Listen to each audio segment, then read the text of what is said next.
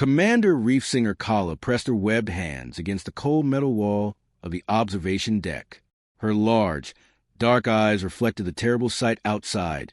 Dozens of enemy warships surrounded her home world like hungry predators circling wounded prey. The Dominion fleet had been there for 3 weeks now, slowly destroying everything the Aquari people had built over centuries. Kala's gill slits on her neck fluttered with each nervous breath. She was old for her species, her blue-green skin marked with the silver patterns that showed her wisdom and age. As the station commander, she had seen many peaceful days on Kepler Station. Now she might be seeing the last. "Commander," a young voice called from behind her. She turned to see Tide Walker Nami, her assistant, swimming to the water-filled corridor that connected to the observation deck. The Aquari built their stations with both air and water areas, allowing them to move freely between environments. "What is our status, Nami?" Kala asked, though she feared the answer. Nami's own gill slits trembled as she spoke. "The last of our orbital defense platforms went silent 10 minutes ago. The Dominion ships destroyed it with their plasma cannons. We have no weapons left to protect ourselves." Kala nodded slowly. The Aquari had never been warriors.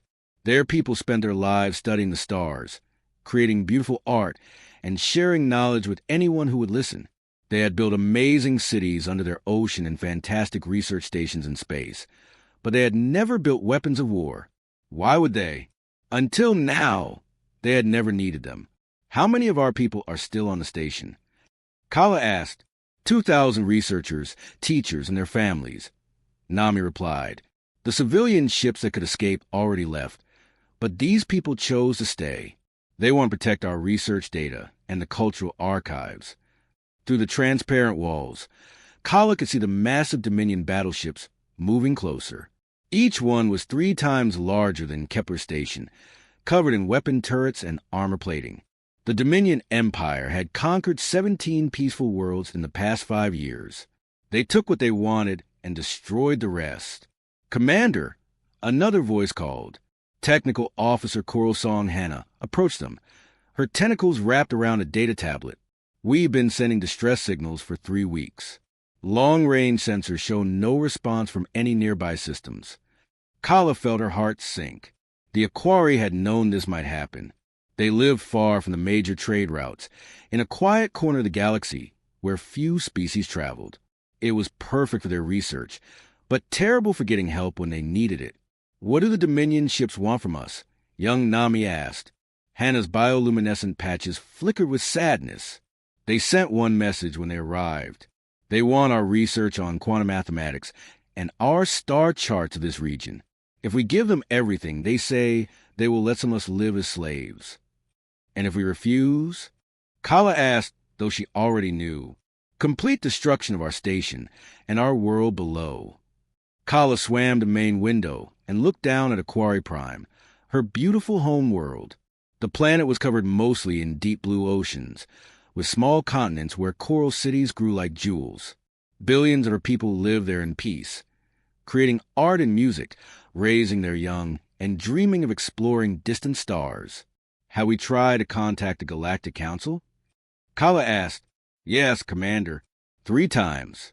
But the nearest council ship is 2 months away, and they said this region is outside the protection zone." Kala closed her eyes. The Galactic Council was supposed to protect peaceful species, but they moved slowly and had many rules. By the time they decided to help, the Aquari would be extinct. "Commander?" Nami's voice was excited. "Long-range sensors are picking up something strange at the edge of our system." Hannah checked her tablet quickly. It's a gravitational disturbance. Something very large is moving in hyperspace, but the readings are strange.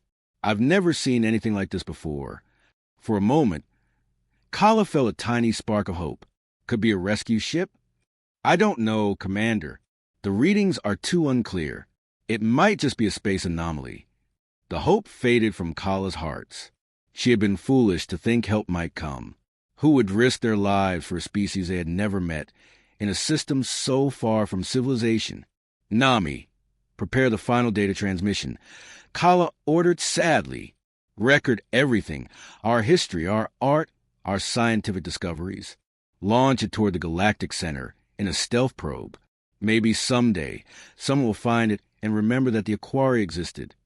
As the three Aquari worked to preserve their people's legacy, none of them noticed the strange readings on the sensor screens growing stronger. Something was indeed coming toward their system. Something that moved through space in ways their instruments could barely understand. The Dominion fleet began powering up their weapons for the final attack, confident that no help would arrive for the peaceful researchers of Kepler Station. They had no idea that their assumption was about to be proven terribly, violently wrong. Captain Hyun-woo stood in the center of the bridge aboard the massive human warship Fenris. The ship was 3 kilometers long and built for one purpose: hunting in the deep darkness of space. Its black hull was covered with sensor arrays and weapon systems that could destroy entire fleets. But today, like every day for the past 6 months, they were exploring unknown regions of the galaxy. "Captain, we have something," called Lieutenant Gina from the communication station. Her fingers moved quickly over control panels as strange sounds filled the bridge. "It's a distress signal, but it's old. Very old." Hyun-woo walked over to her station. Gina was one of the best communication officers in the Terran fleet. If she said something was important, he always listened. "How old is the signal?" he asked. 3 weeks, sir. Maybe more. The signal is very weak, and it's coming from a system that's not on our star charts." Navigation Officer Minho looked up from his position near the star map. "Captain, that signal is coming from beyond our explored territory. We'd have to make a long jump to reach it." Hyun-woo studied the holographic display that showed their current position. The Fenris was traveling with 2 smaller ships, the destroyers Baekdu and Halasan. Together, they formed what the human military called a hunting pack. These 3 ships could work together to defeat much larger enemy forces. "What does the distress signal say?" Hyun-woo asked. Gina played the transmission through the bridge speakers. The voice was strange, musical and watery, like someone singing underwater.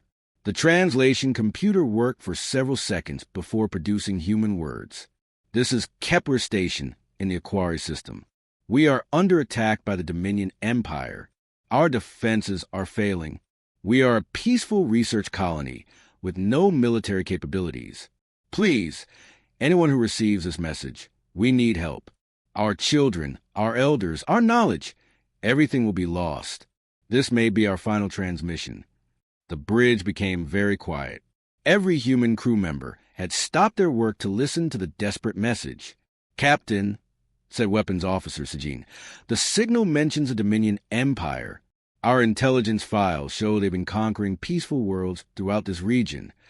Hyun-woo nodded grimly. The human fleet had been searching for other intelligent species for 2 years now. They found many ruins of dead civilizations, but very few living ones. Most have been destroyed by aggressive empires like the Dominion. "Minho, how long would it take us to reach this Aquari system?" Hyun-woo asked. "At maximum hyperspace speed, about 6 hours, sir." "But Captain—" Minho hesitated. "If that signal is 3 weeks old, we might be too late to help anyone."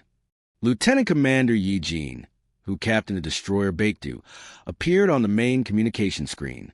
"Hyun-woo, my ship is ready to follow your lead. But we should consider that this might be a trap." Captain Sunho of the Halasan nodded on his own screen. "The Dominion Empire has set traps before. They sometimes use fake distress signals to lure rescue ships into ambushes." Hyun-woo looked around his bridge at the faces of his crew. These were some of the finest warriors humanity had ever produced. They had trained their entire lives for moments like this, when peaceful people needed protection from those who would destroy them. "Gina, analysis of the signal. Is it genuine?" Gina worked at her console for several minutes. "Captain, the signal shows signs of real desperation. The voice patterns indicate extreme stress, and the technical details about their situation match what we know about Dominion attack methods. I believe this is a real distress call." So Jean checked her weapon systems. "Captain, if we're going into a fight, we should know what we're facing. Dominion fleets usually travel with 30 to 50 ships. Our intelligence says they use plasma weapons and particle beam cannons. And they've been conquering peaceful species for years. added Minho. Species that never learned to fight back. Hyun-woo made his decision. All ships, prepare for emergency hyperspace jump. Set course for the Aquari system. Maximum speed. Sir, Eugene said from her screen, we'll be badly outnumbered if there's a full Dominion fleet there. Hyun-woo smiled, and it was not a kind smile.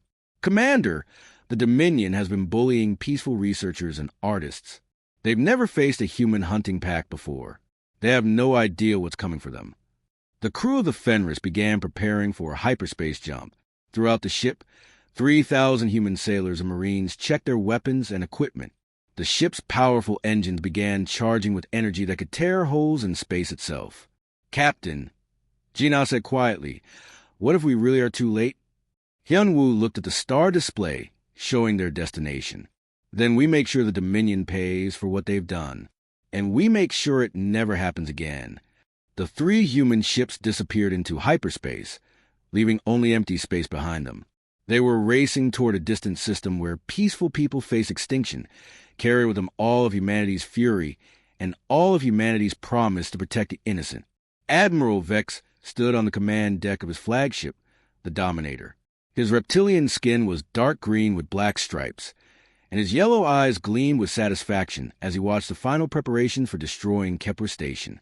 Around his massive battleship, 40 other Dominion warships waited in perfect formation. Admiral, his weapons officer reported, all ships are ready for the final bombardment. The Aquari station will be completely destroyed within 10 minutes. Vex's forked tongue flicked out to taste the air. He had conquered 17 worlds of the Dominion Empire, and each victory brought him closer to becoming a fleet commander. The Aquari would be easy prey. They had no weapons, no military training, and no allies to help them. Begin the attack, Vex ordered. Target their power systems first. I want them to die slowly, so they understand the price of refusing the Dominion's generous offer. The massive plasma cannons on the Dominion ships began to glow with deadly energy. Throughout the fleet, gunners prepared to fire on the helpless research station. Vex had given the Aquari a simple choice 3 weeks ago: surrender all their technology and become slaves, or die. They had chosen death. Suddenly, something impossible happened. Space itself seemed to tear open at the edge of the star system. A huge rip appeared in the darkness, glowing with strange blue light. But that was not the strangest part. As the rip grew larger, a sound filled the void, a deep, terrible howling that somehow traveled to the vacuum of space. What is that noise? Vex demanded, his scales standing up in alarm. His science officer checked his instruments frantically. Admiral, that sound is traveling through gravitational waves. Something is using massive amounts of energy to create vibrations in space itself. The howling grew louder, like a giant predator calling to its pack. Every Dominion sailor felt their bones shake as the sound passed through their ship hulls. It was a sound that spoke of ancient hunts, of death coming from the darkness, of prey being stalked by something far more dangerous than themselves. 3 ships emerged from the glowing tear in space. They were unlike anything in the Dominion's military databases. The largest was black as midnight, covered with strange symbols and weapon systems that the Dominion sensors could not identify. The 2 smaller ships flanked it like hunting companions, moving with perfect coordination. Admiral, the communications officer called out in panic. We're receiving transmission. A human face appeared on the main screen. The being had short dark hair, brown eyes, and skin the color of light wood. But it was the expression on his face that made Vex step backward. This creature looked at the Dominion fleet like a hungry wolf looks at sheep. This is Captain Hyun-woo of the Terran Defense Fleet, the human said in a calm, cold voice. You have 30 seconds to withdraw from Aquari space, or we will destroy every ship in your fleet. Vex officers looked at each other in confusion. The Dominion database had no record of any species called humans or any empire called Terra. These beings were completely unknown. Admiral, his tactical officer whispered, there are only 3 ships. We have 41 vessels, including 5 heavy battleships. Vex regained his confidence quickly. These humans were obviously primitive beings who did not understand the power of the Dominion Empire. He activated his own transmission system. Unknown aliens, This is Admiral Vex of the Dominion Fleet. You are interfering with official Dominion business. Leave the system immediately or you will be destroyed. The human captain's expression did not change. 20 seconds. On Kepler Station, Commander Reef Singer Kala and her people watched the confrontation in amazement. Help had actually come, but 3 ships against 40 seemed impossible. Still, there was something about the way the human ships moved that reminded Kala of the predator fish in her homeworld's oceans, silent, patient, and absolutely deadly. 10 seconds. Captain Hyunwoo announced. Vex laughed, showing his sharp teeth. Fire on those 3 ships. Show these primitives the power of the Dominion. The Dominion fleet opened fire with hundreds of plasma cannons and particle beam weapons. Brilliant energy beams lanced through space toward the 3 human ships. But something strange happened. The human vessels seemed to dance between the weapon beams, moving in ways that should have been impossible for ships of their size. Impossible! Vex screamed. How are they moving like that? The largest human ship, the one called Fenris, suddenly broadcast something that made every Dominion sailor's blood run cold. It was music, but not like any music they had ever heard. It was a sound of human voices singing ancient war songs, mixed with the howling of Earth's wolves. The sound spoke of hunts that had lasted for thousands of years, of predators who never gave up, never showed mercy to those who threatened the innocent.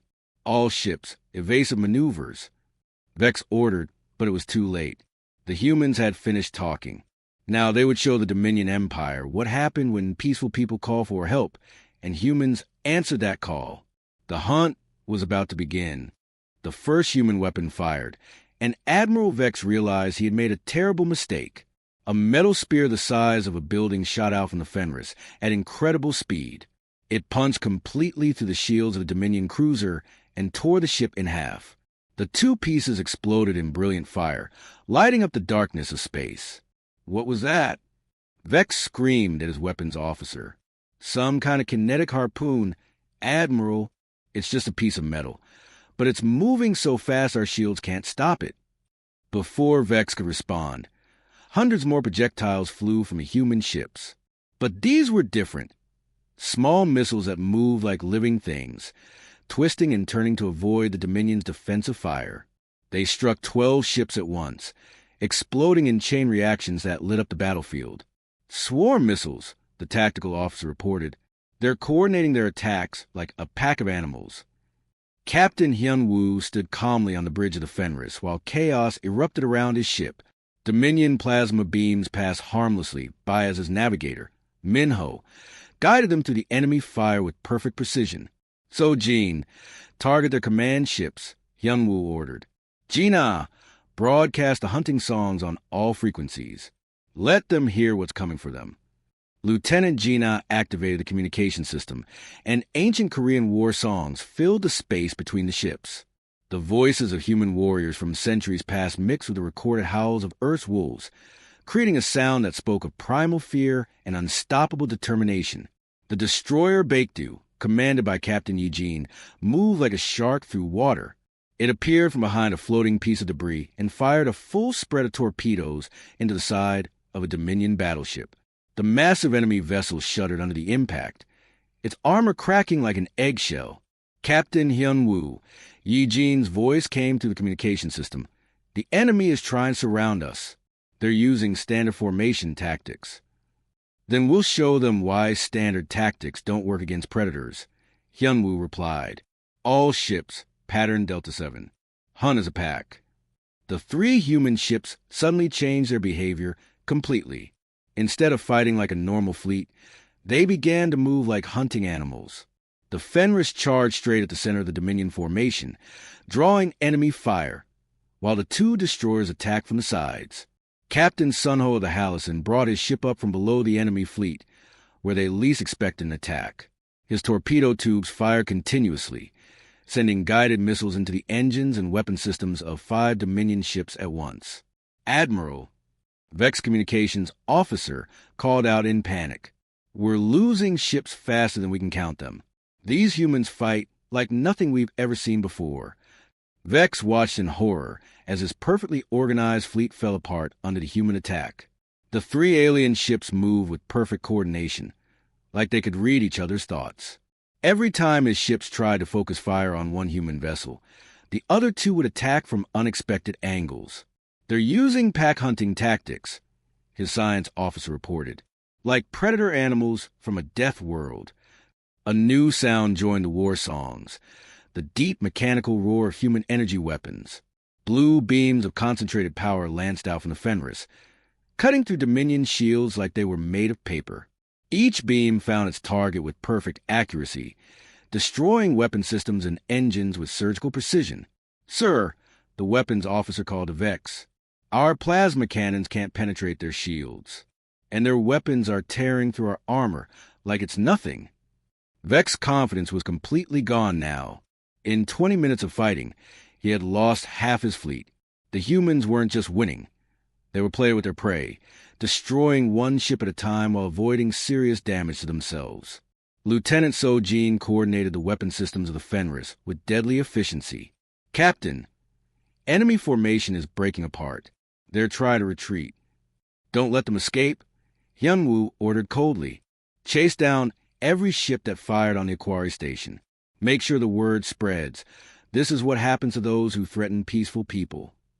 The Baekdu and Halasan moved to cut off the Dominion retreat routes, while the Fenris continued its systematic destruction of the enemy fleet.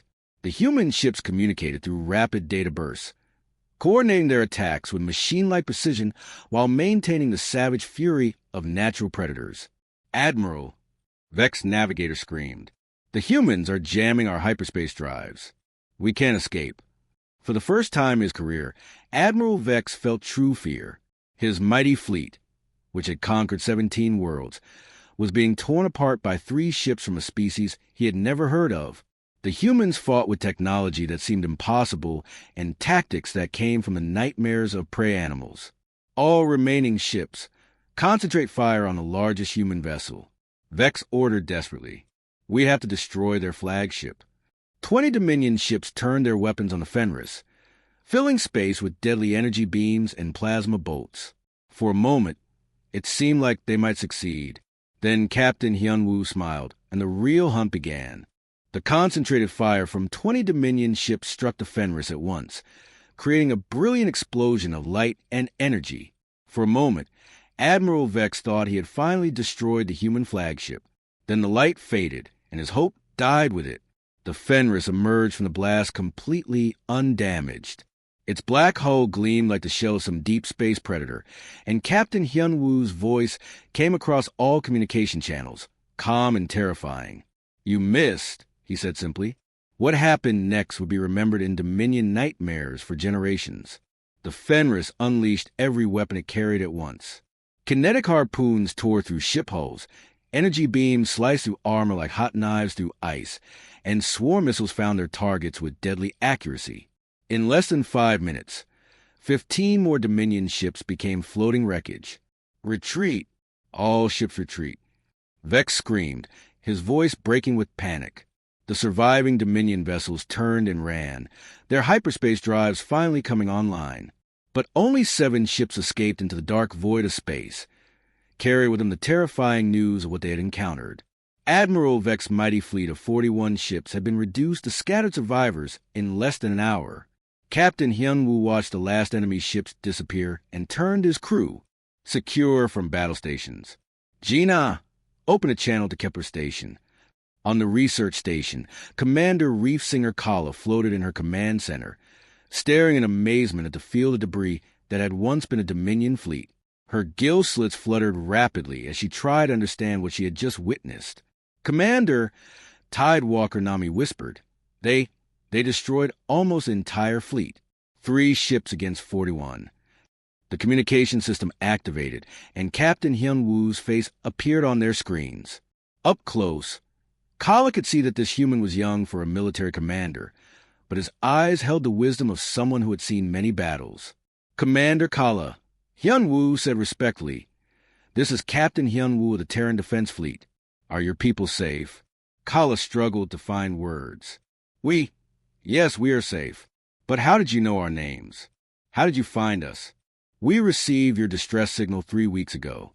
We came as quickly as we could." I'm sorry we couldn't arrive sooner. Technical Officer Hannah swam forward, her bioluminescent patches glowing with excitement. Captain, your technology is far beyond anything we understand. Your ships fought like they were alive, like they were hunting together. Hyun-woo smiled for the first time since the battle began. Humans have been hunting in packs for thousands of years. We just learned to do it in space. May we come aboard your station? We'd like to meet your people properly. An hour later, Captain Hyun-woo and a small team of humans arrived on Kepler Station. The Aquari had never seen beings like them. They walked on two legs instead of swimming, breathed air instead of water, and their eyes held a sharpness that spoke of predators. But when Hyun-woo removed his helmet and bowed respectfully to Commander Kala, she saw something else in those eyes, kindness and protection. Your people are researchers and artists, Hyun-woo said as they toured the station's laboratories and cultural centers. You create beauty and knowledge, while others create only war and destruction. Lieutenant Minho, who had come with the diplomatic team, examined the Aquari's mathematical research with wonder. Captain, their work on quantum mathematics is centuries ahead of ours. They could help us understand hyperspace travel much better, and we could help them stay alive to continue their research, Hyun-woo replied. Commander Kala led them to the station's main meeting room, where hundreds of Aquari had gathered to see their rescuers. The humans looked strange among the blue-green amphibians, but the Aquari welcomed them with songs of gratitude. Captain Hyun-woo, Kala said formally, the Aquari people owe you a debt we can never repay. You risked your lives for strangers you had never met. That's what we do, Hyun-woo said simply. Humanity has been searching the galaxy for people like you, peaceful species who choose knowledge over conquest, art over war. The strong should protect the weak, not prey upon them. Lieutenant Gina activated a holographic display showing star charts. Commander Kala, we're establishing a permanent patrol route through this sector. The Fenris and her sister ships will make regular visits to ensure your safety. But why? Young Nami asked. What do you gain from protecting us? Captain Hyun-woo looked out through the station's windows at the beautiful blue world of Aquari Prime below. We gain allies, friends, and the knowledge that peaceful people can continue to create beautiful things. The galaxy has enough destroyers. It needs more creators. As word of the battle spread through galactic communication networks, a new legend was born.